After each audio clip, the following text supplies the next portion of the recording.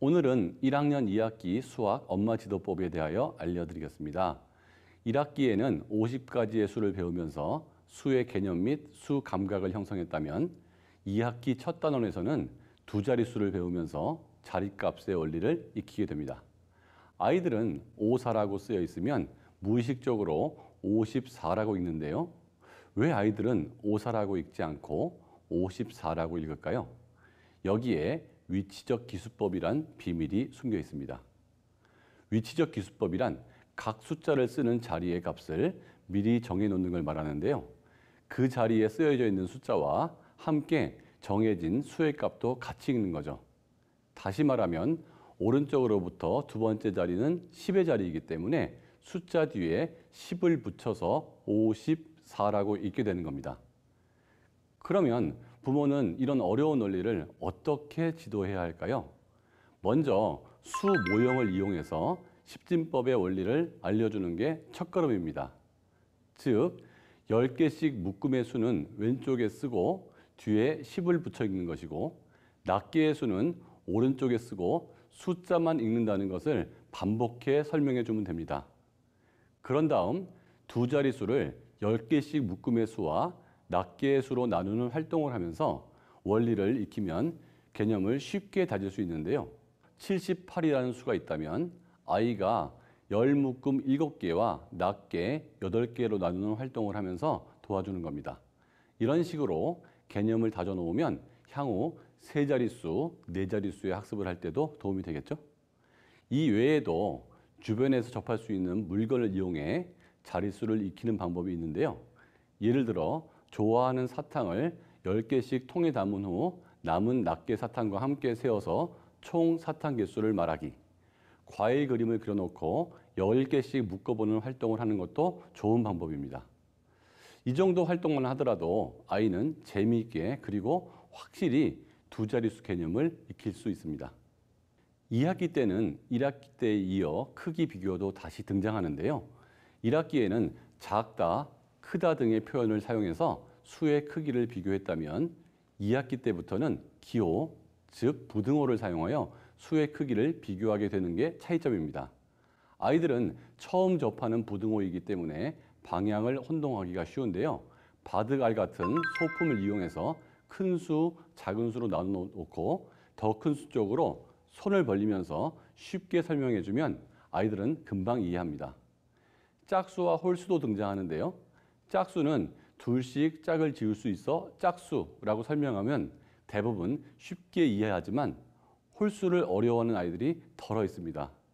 이런 부분은 묶음으로 설명이 가능합니다. 남자아이라면 좋아하는 만화 카드에 적혀 있는 별을 2개씩 짝을 지운 후 남은 하나는 짝을 지을 수 없는 홀수. 여자아이라면 좋아하는 인형을 2개씩 묶어서 세어보고 하나의 인형이 남은 것을 홀수라는 개념으로 알려주면 아주 쉽게 이해할 수 있을 겁니다. 다음 2학기 2단원으로 넘어가게 되면 덧셈과 뺄셈이 등장합니다. 1학기에는 한 자릿수의 덧셈과 뺄셈을 배웠다면 이번 단원에서는 두 자릿수의 덧셈과 뺄셈으로 확장된 개념이라는 게 차이점인데요. 그럼 이 단원에서는 무엇을 중점을 둬서 지도하면 좋을까요?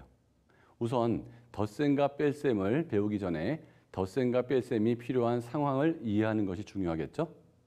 이건 예습에 앞서 복습이 필요한 부분입니다.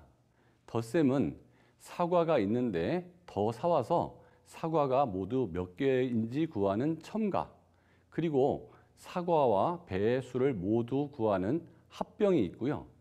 뺄셈은 사과 중에 몇 개를 먹고 남은 사과 수를 구하는 제거, 그리고 사과의 수와 배의 수 중 무엇이 더 많은지를 구하는 비교가 있다는 것을 다시 한번 다져주는 작업인데요. 복습이 끝났다면 두 자릿수 덧셈과 뺄셈 상황을 아이들이 제대로 이해할 수 있도록 여러 가지 사례를 들어서 설명해 주면 됩니다.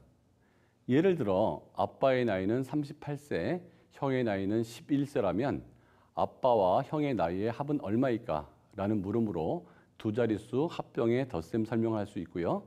아빠와 엄마의 나이 차이는 얼마일까? 라는 물음으로 두 자릿수 비교의 뺄셈을 자연스럽게 설명할 수 있죠.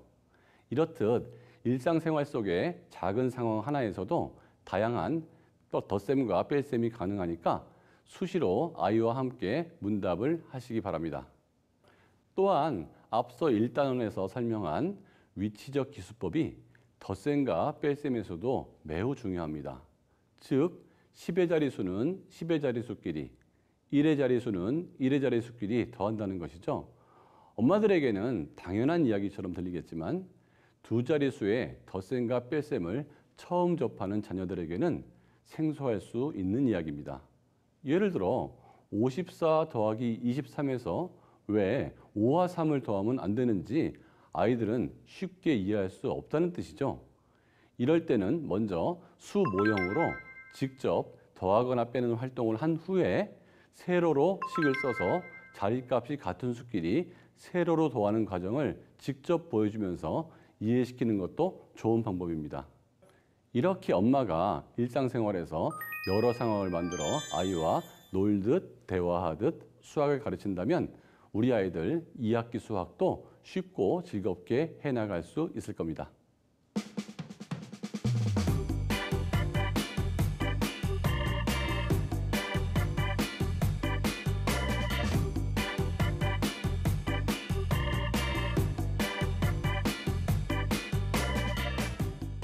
근데 지금 들어주신 예 같은 경우는 굳이 여름방학까지 기다려야 될 필요가 없는 거예요. 바로 지금 수다 끝나고 나면 아이들하고 얼마든지 할 수 있는 소품이 필요한 것도 아니고 그냥 나이를 더하고 빼고 이런 건 얼마든지 할 수 있는 거잖아요. 뭐 그것도 괜찮은 방법인 것 같은데요. 저는 근데 아까 전에 들으면서 아니 그 인형이나 네. 그 뭐 만화 카드 있잖아요. 그런 거 가지고 홀짝을 배우는 거는 좀 별로인 것 같아요. 약해요. 왜요? 홀짝은 정말 제대로 배우려면 동전으로 배워야 돼요. 역시 동전이죠. 네, 일명 짤짤이. 짤짤이. 이거 탁 하면은 네. 홀짝 개념을 완전히 이해를 합니다. 저도 그 초등학교 때 홀짝은 확실히 잘했어요. 왜냐면 하도 이거 해가지고 저는 손에서 비누 냄새가 안 나고 쇠 냄새가 났어요. 하도 이거만 해가지고. 좋게 얘기해서 쇠 냄새죠. 사실 무슨 냄새가 나는지는 알죠? 돈독이 올랐어요. 돈독이 제가 어렸을 때부터 했는데 홀짝은 요것도 나쁘지 않습니다. 우리 남학생들. 네. 동전으로 하든 뭘로 하든 아이가 이해할 수 있으면 다 괜찮고요. 네. 집안에는 뭐 젓가락도 있고 숟가락도 있고 접시도 있고 인형도 있고 굉장히 많으니까 그 모든 것들을 이용해서 하면 그런 사물을 볼 때마다 이 아이가 수학적으로 느낄 수가 있거든요. 그건 굉장히 좋은 것 같고요. 이런 소품을 찾는데 한계가 있다 그러면 그 수판을 만들어서 해보는 방법도 있을 것 같고, 그래서 1에서 100까지 수 써놓고 어느 게 홀수인지 짝수인지 그런 찾는 방법도 할 수 있고 더하기 빼기도 할 수 있으니까 네. 제가 원하는 말은 생활 속에서 좀 재미있게 쉽게 접근하자는 얘기입니다. 부등호 개념이 초등학교 1학년 때 나오는 거군요. 그냥 너무나 당연히 우리는 알고 있다고 생각을 했었는데요. 이것도 좀 더 쉽고 재미있게 가르쳐 줄 수 있는 방법은 없을까요?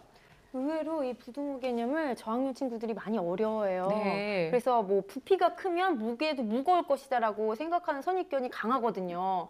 그래서 이런 것을 좀 깨치기 위해서는 부피 큰데 가벼운 거 있잖아요. 풍선, 스티로폼, 솜 이런 것들을 집에 있는 체중계나 주방용 저울에 재보는 거예요. 그래서 실제로 별거 안 되네 이런 식으로 체험을 느끼게 해줘서 부피하고 무게가 항상 비례하는 건 아니다라는 걸 느끼게 해주면 좋겠고, 네. 또 이 부등호 두 수의 크기 비교하는 문제를 꽤 많이 틀려요. 어린 학생들이. 그래서 이 틀리는 이유가 부등호의 의미를 잘 모르고 헷갈려하는 거예요. 어떤 게 큰 게 이렇게 해야 되는 거지, 작은 게 이거는 그럴 수 있죠. 네, 아리송한 거예요. 네네. 이 친구들한테는. 그때는 어머니가 이야기를 붙여줘도 좋을 것 같아요. 큰 수가 더 크고 작은 수가 있으면 작은 수가 배가 고파서 입을 쫙 벌리는 거야. 뭐 이런 식으로 재밌게 이야기를 만들어주면 기억하기도 쉽고 아이도 오래 잘 문제를 풀 수 있을 것 같아서 네네. 그렇게 같이 이야기 나눠보는 시간 갖는 것도 좋겠습니다. 아이도 좋은 것 같아요. 딱 그쵸? 들어보니까 생각이 났는데 집으로 해도 될 것 같아. 집? 뭐 네. 2하고 3하고 비교하면 여기는 2명이 살고 여기는 3명이 살아. 여기가 방이 더 넓어야겠지 하고 이렇게 해주고 그렇게 하는 방법도 있을 것 같고,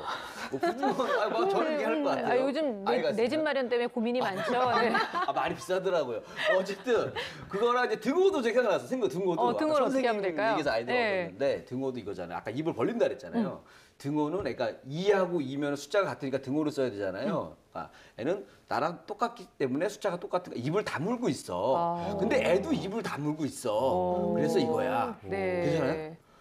진짜 괜찮아요. 선생님이 될 것 같아. 그러니까요. 선생님 반응이 너무 좋으신데요. 아니, 역시 어린아이들한테는 엄마가 많이 연구하고 좀 더 재미있고 쉬운 방법으로 가르쳐주기 위해서 노력하는 게 제일 중요하지 않을까 싶습니다. 사실은 근데 이런 고민도 들기는 해요. 내가 이렇게까지 노력해서 내가 이렇게 쉽게 가르쳐줬는데 얘는 왜 못 알아듣지? 내가 막 이렇게 이게 더 큰 거야. 그래서 더 먹는 거야. 막 이렇게 했는데 아이가 전혀 못 알아듣는다. 이럴 땐 엄마가 정말 좀 시험에 들기도 하거든요. 맞아요. 근데 그게 조바심 내실 필요가 없어요. 이해의 속도가 저학년 때는 절대 중요하지 않습니다. 저학년뿐만 아니라 아이들이 처음 숫자를 셀 때 1, 2, 5 이렇게 얘기하면 그렇죠. 다음 3이야 이렇게 정색하면서 말씀하시는 네. 경우가 있는데 그럴 경우는 아이가 숫자를 센다라고 하는 것에 대한 흥미를 떨어뜨려서 더 이상 숫자를 세지 못하게 하는 경우들도 있을 텐데요. 1학년 친구들도 어떤 더하기를 할 때 실물을 그려보면서 하는 것이 좀 수준이 낮다라고 생각하시고 이거를 빨리 띄고 실질적인 계산을 잘 하도록 만드는 게 더 필요하다라는 생각을 하실지 모르겠지만 아이들이 실물을 통해서 더하기를 해보면서 더하기에 대한 명확한 개념을 익힐 수 있는 부분이기 때문에 그것을 잘 참아주실 수 있는 부분이 있고요. 빼기를 할 때에도 그 묶음을 나누어서 하는 시간들을 기다려 주시는 거예요. 우리가 생각할 때는 20, 30이라고 하는 것을 다 언제 이걸 그리고 앉았니? 네. 지금은 미술 시간이 아니야. 수학 시간이니까 이걸 다 그리는 것보단 빨리빨리 해라고 생각하실지 모르겠지만 부모님께서 그걸 참아주시고 그것을 천천히 익힐 수 있도록 참아주시는 인내가 가장 중요하다고 생각합니다. 네, 맞습니다. 저학년 아이들도 그렇고요. 뭐 사실 중고등학생들도 마찬가지죠. 내 아이의 공부에서만큼은 내 속도가 아니라 아이의 속도와 아이의 눈높이에 맞춰서 공부하기를 좀 기다려주고 많이 응원해주는 부모의 자세가 제일 필요한 것 같아요.